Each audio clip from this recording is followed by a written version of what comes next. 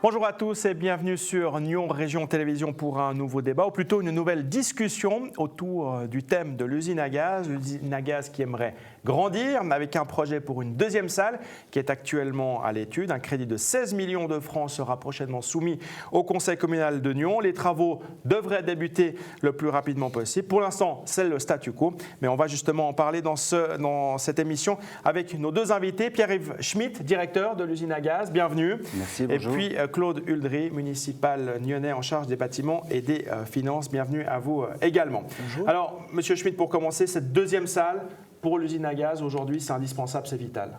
Oui, parce qu'on a donc fêté cette année nos 15 ans d'activité. Et ça fait déjà 10 ans qu'on tire un bilan. Voilà, on est à l'étroit dans nos murs. On n'est pas à même de recevoir un certain nombre de spectacles parce que, par exemple, la scène est trop petite. Aujourd'hui, un certain nombre d'équipements sont vétustes et dépassés.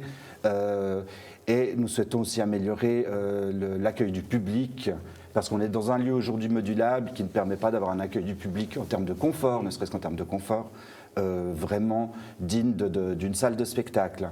Donc ce projet a fleuri il y a une dizaine d'années, a avancé petit à petit, et aujourd'hui on est on va dire à bout touchant. Ouais. Par rapport on est dans l'attente de cette décision du conseil communal. Ouais, alors il y a encore effectivement une étape importante à franchir. D'un point de vue politique, M. Huldry, et sans préjuger de ce qui sera décidé dans ce conseil communal, il y a une volonté également politique d'aller de l'avant dans ce dossier. Alors oui, il y a une volonté bien entendu de la municipalité, mais je pense que le Conseil a déjà par 2 fois partagé cette volonté, puisque le Conseil nous a accordé un crédit pour le concours d'architecture, pour cette deuxième salle de spectacle, et un deuxième crédit qui est un crédit de concours d'études, qui était quand même d'un montant relativement important. Donc on peut penser que le Conseil suit la volonté de la municipalité. Alors on va voir que les milieux culturels évidemment suivent cela de très très près, et ils sont tous favorables à ce projet, vous l'imaginez bien, ils le disent haut et fort, et puis surtout d'une seule voix. Regardez à ce sujet le reportage de Florian Cavalieri. L'usine à gaz est dans l'attente du crédit de construction sur lequel doit se prononcer le conseil communal nyonnais. À terme, un second bâtiment jouxtant l'actuelle salle de concert devrait sortir de terre, un théâtre de 235 places assises dédié aux arts de la scène. Ce projet va réaliser un nouvel espace, un bâtiment dans lequel il y aura non seulement une salle de spectacle, d'équipements tout à fait professionnels et adaptés aux besoins des arts vivants aujourd'hui et de la musique, mais également une salle de répétition, du logement d'artistes et des bureaux. Une seconde salle de spectacle ardemment attendue par les acteurs culturels du district qui se sont regroupés au sein d'un comité de soutien dont la présentation officielle a eu lieu ce mardi. Ça nous semblait important de regrouper des gens qui représentent aussi la population ou les idées, les grandes pensées d'une région sur le rôle et la nécessité d'une nouvelle salle à Nyon. Un appel qui semble avoir été entendu par le milieu culturel nyonnais. Le front est large et interdisciplinaire. Tant les grands festivals que les artistes et créateurs indépendants sont à l'unisson derrière ce projet. J'ai un intérêt particulier pour tout ce qui est scène contemporaine. Et il faut dire que aujourd'hui, l'usine à gaz ne répond plus vraiment aux attentes et à la quantité de spectacles qui pourraient être disponibles pour la population nyonnaise. Qu'est-ce que ça apporterait pour un lieu tel que la Parenthèse d'avoir une deuxième salle à l'usine à gaz ? Moi, je pense plus de gens qui restent à Nyon, qui partent à Genève, à Lausanne. Donc c'est un certain dynamisme au niveau de la région et de la ville de Nyon en particulier. Avant de passer dans un festival, les groupes, il faut qu'ils jouent en club, quoi. Il faut qu'ils progressent. Et notamment les groupes suisses. Et pour nous, c'est extrêmement important que les groupes puissent jouer, notamment à l'usine à gaz. Il y a déjà la Parenthèse, mais aussi à l'usine à gaz, pour qu'on puisse les suivre et éventuellement les programmer au festival. Il y a beaucoup de festivals, effectivement, des festivals qui ont déjà un certain nombre d'années d'existence, l'usine aussi depuis 20 ans, mais c'est vrai qu'on sent qu'elle est toute petite, toute coincée, qu'il y a vraiment un potentiel aussi d'évolution. Il y a des choses incroyables qui se passent au niveau culturel. Et moi, je serais friand que ces choses puissent venir à Nyon et qu'on puisse montrer ça à la population. Les milieux culturels demandent donc la réalisation de cet espace de création et leur vœu semble aussi être passé au sein de la population puisque la récolte de signatures lancée cet été en appui du projet a déjà réuni plus de 2000 paraphes. L'idée, c'était d'aller à la rencontre des gens, que ce soit les habitants, que ce soit les utilisateurs, le public de ces saisons et de ces offres culturelles, d'avoir leur avis, de savoir ce qu'ils en pensaient et s'ils estimaient nécessaire l'équipement d'un nouveau lieu. La construction de cette deuxième salle devrait débuter en janvier prochain. Mais si le préavis si rapportant ne passe pas devant le conseil communal d'ici à décembre, les travaux pourraient bien être reportés. La municipalité pourrait même remettre ce bébé devisé à 16 millions de francs à la prochaine législature. Un drame par exemple pour le Festival des Arts Vivants qui a déjà programmé sa prochaine saison. Une édition 2016 dont le cœur est justement situé dans la cour de l'usine à gaz. Alors la problématique du calendrier est soulevée là en fin de reportage. Claude Huldry, est-ce qu'on arrivera à présenter ce préavis devant le Conseil d'ici la fin de l'année ? Alors le préavis, il est présenté, c'est le rapport qui doit être présenté. Ça, c'est plus de la compétence de la municipalité, mais bien entendu du conseil communal. Mais je pense que nous avons répondu à toutes les questions et normalement le Conseil devrait présenter son rapport non pas en novembre, c'est trop tard puisque le bureau du Conseil est demain soir, mais en décembre. En décembre, en même temps que le budget, ça risque pas de faire beaucoup à la fois ? Non, la COFIN s'est saisie pas plus tard qu'hier soir du budget.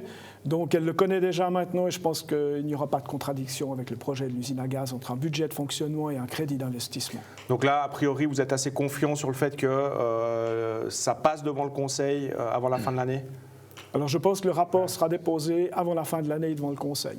Alors en attendant, du côté de l'usine à gaz, il faut prendre un peu son mal en patience.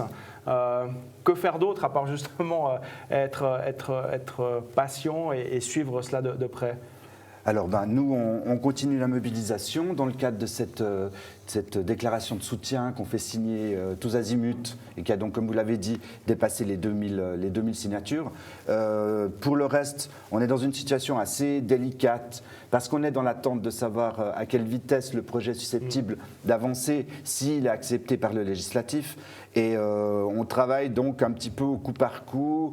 Là, on a programmé en fait des spectacles et concerts jusqu'à la fin de l'année.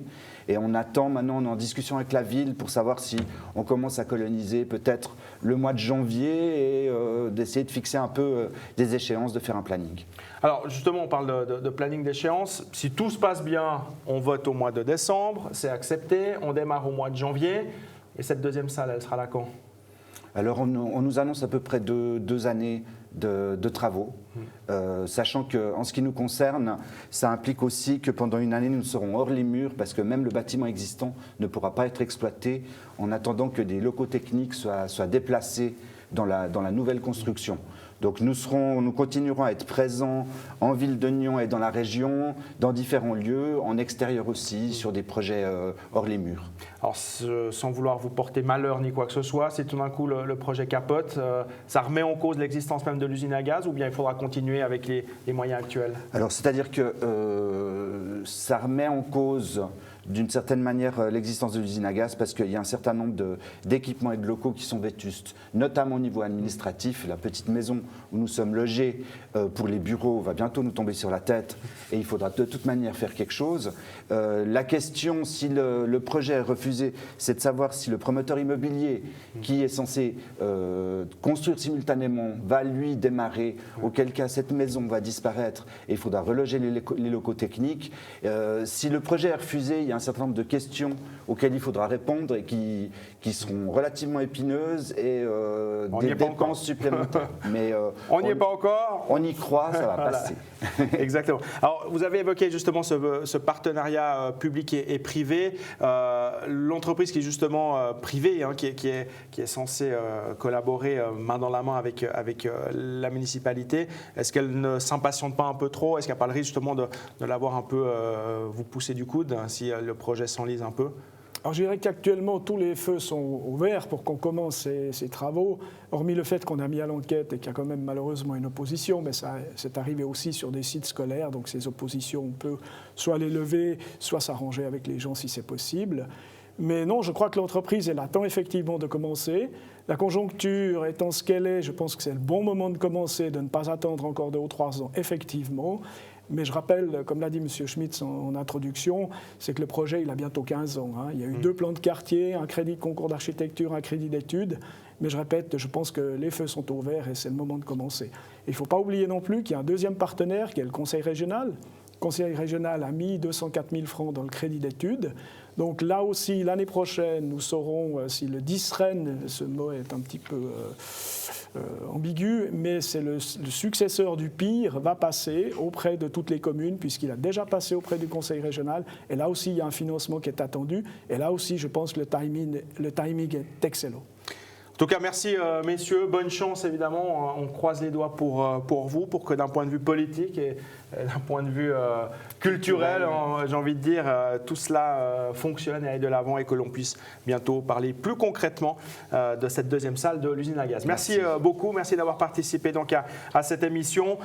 Notre site internet nrtv.ch, notre page Facebook, deux endroits où vous pouvez retrouver toutes nos émissions pour les voir, les revoir et les partager évidemment auprès de vos proches. Je vous souhaite une très bonne fin de semaine et rendez-vous donc dans une semaine pour de prochaines émissions sur NRTV.